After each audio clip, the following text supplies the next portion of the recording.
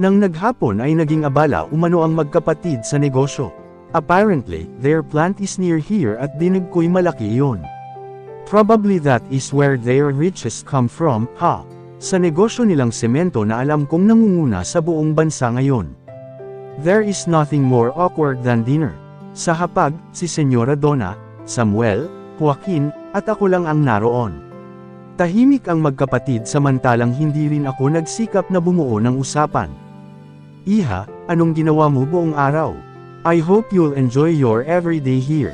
Although, pagkatapos ng kasal ninyo ni Joaquin, maaaring tumulak muna siya sa ibang bansa para sa pag-aaral, kaya may iwan kang talaga rito. So it's better if you become familiar here. Napalunok ako sa sinabi ng matanda. She looks and sounds so sure that it would happen. I'll bring her wherever I go, Lola. Joaquin cut her off. Napalingon ang matanda sa apo. Maging ako'y nilingon na rin ito. Nagkatinginan kami. He's glaring at me. Tumikim ako. Mother mang tumawa si Senyora Donna. Well, paano ang pag-aaral niya, apo? Rebecca will pursue her remaining years in college. She'll continue it in LaSalle. When I leave for a week for school, I'll bring her with me. Napainom sa kapita ang matanda habang tinitingnan si Joaquin.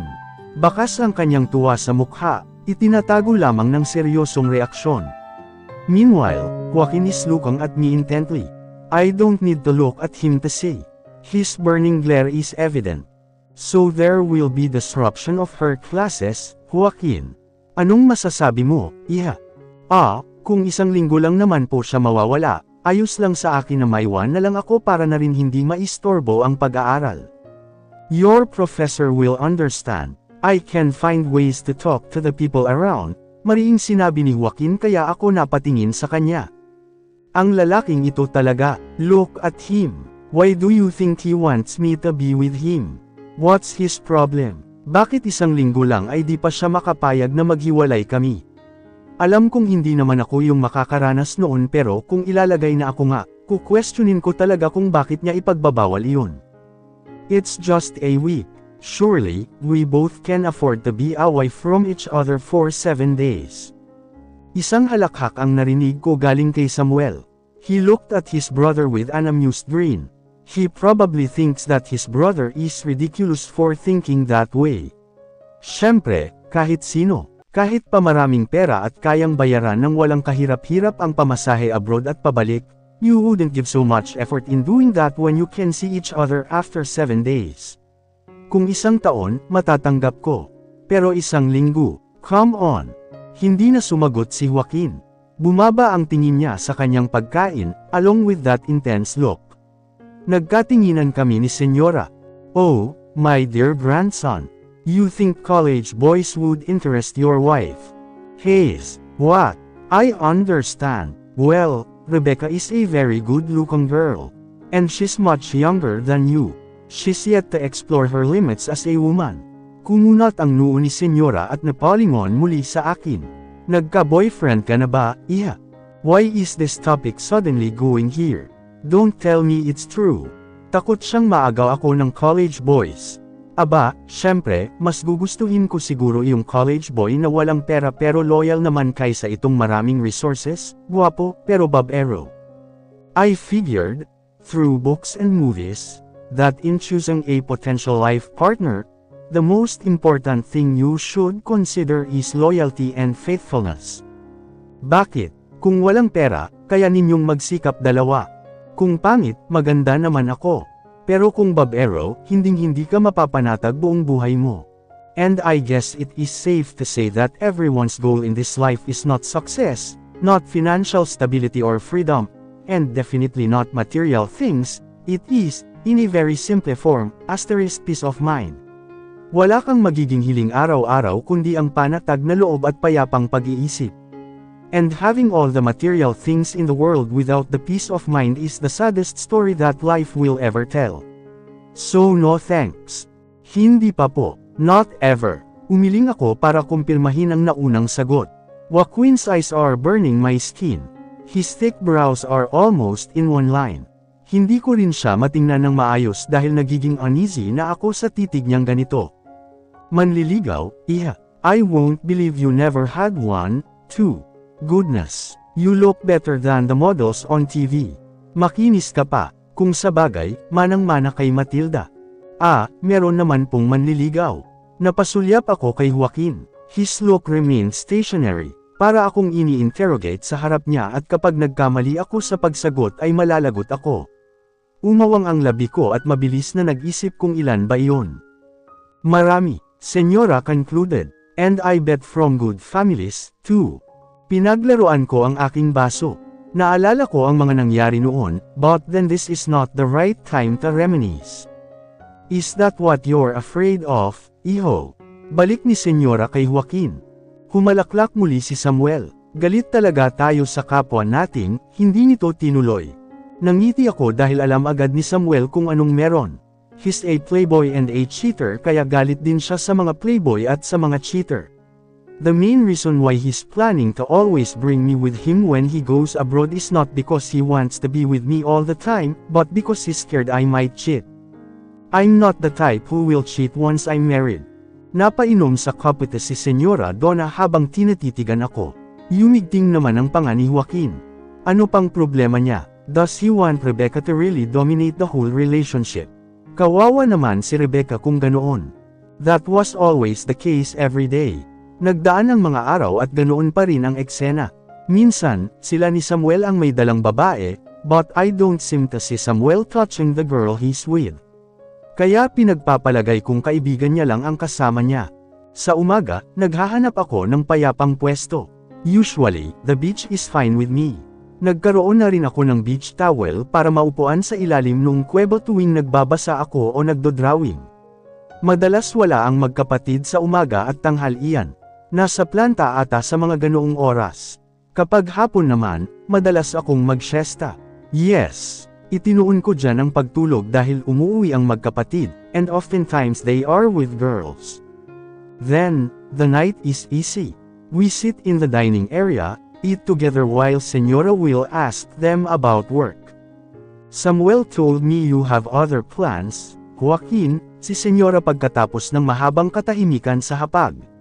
Sigurado ka ba riyan? You know that's a big risk. Nakatingin lang ako sa kanila. Hindi maintindihan basta ang usapan ay patuinggong negosyo. Ito po yung gusto ko. And it is worth the risk. That's so great. I just hope Samuel will think about it, too. I know you are capable of running the business but your grandfather's mind is already made up. Hindi rin po ako interesado. I won't prove anything just by being a successor of Lolo's business. Ngumiti ang matandang senyora. Parehong-pareho kayo ni Joaquin. Sana ganoon din mag-isip si Samuel. Kapag gabi, binibisita ako ni Petrina. She would bring me milk. Pinapatagal ko ang pagpanhik niya sa pamamagitan ng pakikipag-usap. Besides, I don't talk or interact much here. Hindi ko na malayan ang mga araw. Hindi pa nagre-reply muli si Rebecca sa akin kaya wala pa rin akong alam kung paano dapat makitungo kay Joaquin. I'll just stick to what I know. Bumaba ako ng hagdanan, dala-dala ang aking sketchpad at lapis. Hindi ko namalayang Sabado na pala. Isang lalaki ang nakasalubong ko nang pababa ako ng hagdanan. Messy hair, angelic features, and a calm aura, whoa. That's new in this mansion. Lahat ata ng binata na nakasalubong ko rito, dalawa lang naman, ay parehong may kakaibang aura. Kakaiba dahil parehong vicious at dangerous. This man in front of me is a bit different. His aura is screaming of gentleness and kindness. Ngumiti ito sa akin nang nagsalubong kami. You must be Rebecca, sabi ng binata. Yes. Napalingga ako. Hindi nabanggit ni Petrina sa akin na may darating na isa pang Villacorta. I'm Ivo, naglahad siya ng kamay. Kada rating ko lang galing Maynila. I'm sorry, wala ako sa engagement mo. That's okay. I was told you were busy, nangingiti kong sabi. Laming-galinga si Ivo. Pareho naming nakita ang iilang pagkain na dala ng mga kasambahay. Hindi ko nga lang alam saan patungo ang mga ito. May konting salo-salo akong hinanda sa beach. I hope you can join us. I'm with my friends. Ipapakilala kita sa kanila. Tumango ako. Sige.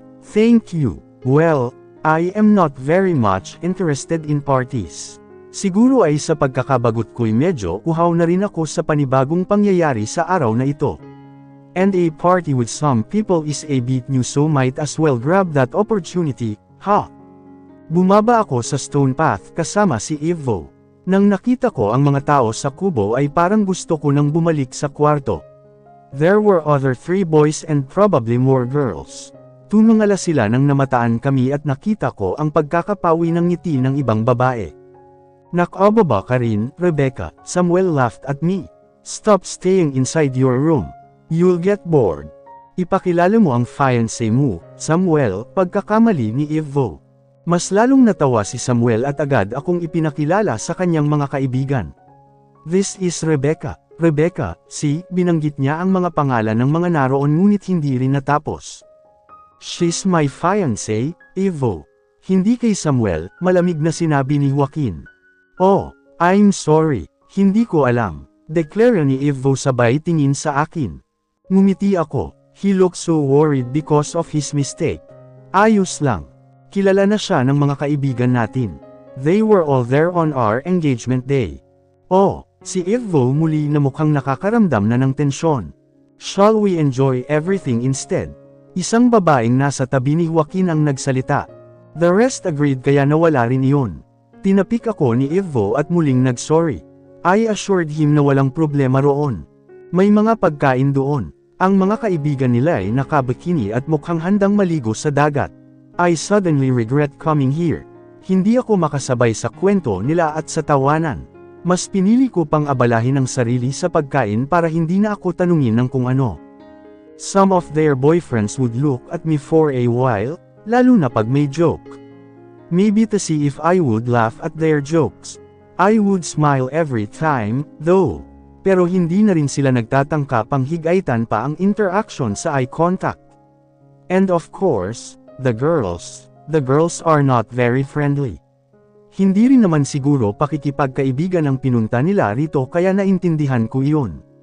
Sa isang malaking limestone sa likod lamang ng kubo ay naupo ako at pinagmasdan sila. Nakakain na ako at ngayoy ang ilan ay tanaw na sa malayo na nagsasaya. Evo is even with his friends swimming. Ang magkapatid naman ay nakaupo lang sa hinandang monoblock chairs na nagkalat. Parehong may mga kasamang babae ang dalawa. Ang kaibahan lang siguro'y mariing nakatingin si Samuel sa dagat. People who look lost at some things are a good subject. I still need improvements when it comes to portraits but I'm not bad at it. Pinili kong subject si Samuel, for Joaquin will probably take time. Hindi ko rin alam kung bakit ko naisip ang gamay-hit ng tao gayong kahinaan ko naman iyon. I made a quick sketch for Samuel. Nilingon ako nito at ngumiti. Swimming ka, marunong ka bang lumangoy? Tanong nito. Wala akong pang swimming, Tsaka hindi rin ako marunong lumangoy. Oh, tumuwid siya sa pagkakaupo. Now I can't finish my portrait dahil sa paggalaw niya. Binaba ko ang sketchpad at bahagyang umismid. Nakita niya ang reaksyon ko kaya tumayo siya at lumapit. Paturo ka, pwede kitang turuan. Tsaka, pwedeng ibilin mo kay Petri na nakailangan mo ng bikini, anito sabay lapit sa akin. Sige, next time. Susubukan ko. Samuel, Rebecca, join us. Si Evo. Tumagaktak ang tubig galing sa buhok ni Evo. Kumuha siya ng tuwalya tapos ang cellphone para magtipa ng kung ano bago muling napalingon at lumapit sa amin. Hindi siya marunong lumangoy, si Samuel. Tumawa ako dahil sa kahihiyan. Pwede ka naman sa mababaw. Evo insisted. Wala akong damit. We should tell the maids to buy one for you, then, si Evo. Hindi ko na malayang tinitingnan na pala ni Samuel ang sketchpad ko. Binawi ko ngunit hindi ko natuloy dahil inilayo niya iyon sa akin. Ngayon pati si Evo ay kuryoso na sa naroon. Oh wow, you're so good. Si Samuel, medyo mangha. This is Samuel, ha? Puna ni Evo. Uminit ang pisngi ko. Baka isipin ng dalawa na may gusto ako kay Samuel. Wala, I just want to practice portraiture and that's it. Ngumisi si Evo. Baka sa kanyang mata ang dami ng iniisip. Si Samuel naman ay panay pa rin ang tingin sa sketch na nasa kanya pa rin. Akin na, Nakakahiya, nagpa-practice akong mag-portrait, kahinaan ko kasi, sabi ko. Samuel, where are you going? Pansamantalang nawala ang tingin nila sa aking gawa dahil sa biglaang pagtayo at pag-alis ni Joaquin sa grupo. He went directly straight to the stone stairs and then he disappeared. Hinabol siya ng kasamang babae, ibang babae na naman ang kasama niya. Hilaw akong ngumiti nang napatingin muli ang dalawa sa akin. Ako naman, sabi ni Evo sabay porma. Tumawa si Samuel, tapusin mo muna yung akin. Dahil mo, Evo. Nagtawanan kami roon. Akala ko'y may mapapansing kakaiba ang dalawa sa pag-alis ni Joaquin pero nang nakita kong normal lang ang tungo nila ay wala naman siguro. Kahit pa noong bumalik na ang busanggot na babae sa kubo ay wala ring nasabi ang dalawa. Si Samuel, tanong ng isa pang babae na kanina ay naliligo sa dagat. Nagkibit ng balikat si Evo at pinasadahan ng tingin ang mga bagong pagkaing hinanda. I made a new sketch for Evo. Hindi na rin masama, nakapag-practice pa ako sa pagguhit. Lumipas ang 1.5 oras ay hindi pa rin bumalik si Joaquin. Nakaligaw na ang lahat at ginawa na akong tagabantay sa maaaring damapo o kumain sa mga pagkain sa mesa, hindi pa rin siya bumalik. Bumalik si Samuel sa mesa nang nakitang may bagong pagkaing hinanda ang isa sa mga kasambahay. Si Kuya, Wen, nasaan? Ay nasa quadrupo siya. Nagpapaligo ng kabayo. Ha, tumawa si Samuel. May party kami rito tapos nandoon siya. Nagkibit ng balikat ang kasambahay at tumulak na. Ngumuso ako at nagpatuloy sa pag-upo roon hanggang sa unti-unti na silang umahan. Hindi naman gaanong mainit pero bakas pa rin sa mga mukha nila ang pamumula. Huminga ako ng malalim nang nakitang may inumin ng hinanda. Ikaw, Rebecca, sabay bigay sa akin ni Evo. Umiling ako, hindi ako umiinom, Oh, you haven't tried even a bit. Umiling muli ako, pero hindi ko maipagkakaila, medyo kuryoso rin ako roon. Hindi ko nasusubukan dahil wala akong panahon para mag-aksaya ng pera para dyan. Hindi rin naman ako pinapainom ni Tita Matilda sa bahay kahit maraming wine. I'm surprised. Even wine. Wala pa, sabay ngiti ko. Nagsalin si Samuel ng inumin sa kanyang baso. He mixed it with orange juice. Nagulat ako nang lumapit siya. Try this for beginners. Don't worry, isa lang para hindi ka masobrahan. Hindi ka naman na minor, Hindi ka pa nakakatikim nito. What about your debut? Did you have any? Kahit wine. Baka nakalimutan mo lang. Pagtataka nito. Tinanggap ko ang inumin. Hindi ako umiinom. Pero si Rebecca, nakikipag-inuman nga sila noon. Shit. Pero ako, bilang si Celestine, hindi pa. No. Mahirap magsinungaling sa hindi ko pa nararanasan kaya mas mabuting sundin ko ang alam ko, o ang hindi ko alam. Masarap ba to? Pagdududa ko. Tumango si Samuel. Oo, subukan mo.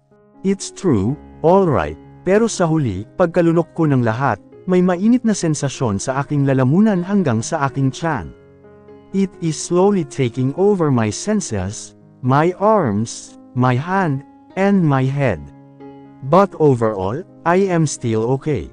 Tumawa si Samuel. Kumunat naman ang noo ni Evo. You immediately blush. Si Samuel. It's her first time. That's enough, si Evo. I know. I'm just letting her drink one. Tawanan at kwentuhan ang ginawa nila. Sa huli ay sumuko ako at nagpas siyang magpahinga. Medyo malakas ata ang alak o talagang ganoon kat hindi kapag unang beses makainom. I feel a bit warm inside, and my head is fuzzy. Mauna na ako sa inyo, sabi ko nang sa wakas ay nagkaroon ng tiyempo. Pumayag naman sila. Samuel is teasing me. Lasing na raw ako na agad kong pinabulaanan. Sinabi ko lang na ibabalik ko ang sketchpad at siguro'y magsisiste saglit. Hiningal ako pagkaakyat sa stone stairs. Pakiramdam ko ay may kinalaman ang alak sa pawis at medyo uneasy kong feeling. Umikot ako at dumiretso sa bulwagan. Naroon nga si Joaquin sa kwadra at nagpapakain ng kabayo kasama ang isang tagapangalaga. Nagtama ang tingin namin bago ako lumiko. He looks angry. Oh well, kailan ba siya hindi nagmukhang galit at nakakatakot? Milagro kapag dumating ang araw na iyon. Lumiko ako at dumiretso sa kusina para makainom ng tubig bago umakyat. I can always call for Petrina but I'm not used to a life with a maiden so I can do it myself. Walang tao sa malawak na kusina. Kumuha ako ng baso at naghanap ng dispenser para makainom. Kasali pa ang pag-iisip ng milagrong araw kung kailan magmumukhang maamo si Joaquin Villacorta. Nako, puputi ang uwak kung sakali. Nakainom ka, kamantek ko nang nabitawan ang baso ko sa gulat. Si Joaquin ay nasa malayong likod ko nang nagsalita. Napahawak ako sa dibdib sa kaba. Nakakagulat ka naman. Nagtatanong ako kung uminom ka ba. He demanded an immediate answer that I'm suddenly pissed. Nakakainis talaga ang lalaking ito. Sino ba siya sa akala niya para makapagsalita ng ganito? Para makapagtanong at mag-demand ng ganito? I am not a rude person but when someone is rude, I can't help but mirror the attitude. Anong problema mo? Medyo nataasan ko ang boses ko. Hindi ko alam kung dahil sa alak o talagang napupuno na ako sa isang ito. Lumipad ang mata niya sa sketchpad na nailagay ko sa nook malapit sa kanya. I saw him lick his lips. Mas naidpi na ang pamumula nito dahil sa ginawa. He tilted his head giving me a good look at his corded neck and angled jaw. His hair is falling a bit on his forehead, tanda na medyo nag-overwork siya kanina sa mga kabayo. Nagtatanong ako kung uminom ka ba. Malamig at marahan niyang tanong. Ano naman ngayon kung oo? Sino ka ba para questionin ako? Kitang-kita ko ang galit sa kanya. Agad akong nagsisi sa sinabi lalo na nang lumapit siya sa akin. Malalaking hakbang ang iginawad niya sa marmol na sahig para lang mabilis siyang makalapit. Sa takot ko, akala ko'y sasaktan niya ako. My heart thumped so fast that I thought my ribcage would break apart. Ako ang mapapangasawa mo, kung hindi mo alam. Ngayon nagtatanong ako sa iyo dahil responsibilidad kita simula noong idineklara tayong dalawa. Oh, this hypocrite. Hindi pa tayo kasal. And oh, shut up. You're not actually doing this because I'm your responsibility. You're doing this for yourself. For your ego. Ano? Hamon ko with matching facial expression ng naghahaman. Naaapakan ba? Naaapakan, Joaquin. I saw him inhale so deep I thought he'd explode. You are my future wife. I will not tolerate this kind of attitude from you. Wow, really, wow. You have exceeded my expectations, Joaquin Villacorta. You are not just a hypocrite. You are also demanding and manipulative. I pity Rebecca so much. Buti na lang pinili niya ang boyfriend niya ngayon. And you are my future husband. If I say I cannot tolerate this kind of attitude from you, what are you going to do? Ha! Nalaglag ang kanyang panga. Napatingin ako sa kanyang labi. Unti-unti niyang inigting ang bagang habang ganoon ang itsura. And I've never seen him more vicious than right now. Nananatili ako kaya hindi ko alam kung anong puwersa ang nagpapatayo pa sa akin sa harap niya. Maybe it's the alcohol. Totoo siguro pala ang sinabi nilang nakakalakas daw ng loob ang alak. Anong ibig mong sabihin? Mas gugustuhin mong makasal sa iba, kung ganoon. Marahan niyang sinabi. Oo, mas gugustuhin ko. Ivo and Samuel are better men.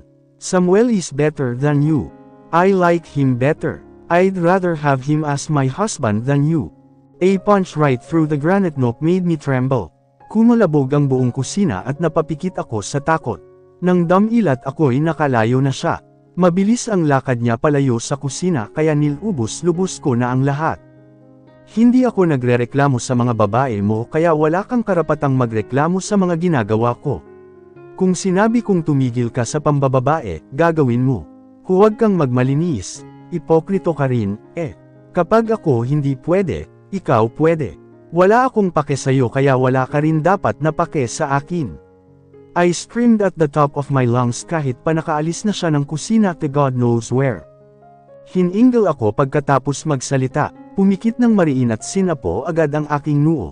Goodness, what was that? But damn, it feels so good to finally say it. Anong nangyari, Ma'am Rebecca? Bungad ng nanginginig na si Petrina. Lumabas din ang ilang kasambahay kasama ang mayordomang si Mercadita. The lady looked at all the housemaids. Ngumiwi ako at yumuko. Pasensya na po, sabi ko. Tumango ang mayordoma sa akin. Maayos sana ito bago makarating sa Senyora Donna. Pasensya na po talaga, ulit ko. Tiningnan niya ang sadya kong tubig na hindi ko halos nainom bago niya inutusan si Petrina na ihatid ako sa kwarto kasama ang isang pitchel ng tubig. At bago pa ako nakaakyat ay narinig ko na ang marahas na pagsakay ni Joaquin sa kabayo paalis ng mansyon. Tumingin si Petrina sa akin. Nakakatakot pala magalit si Sir.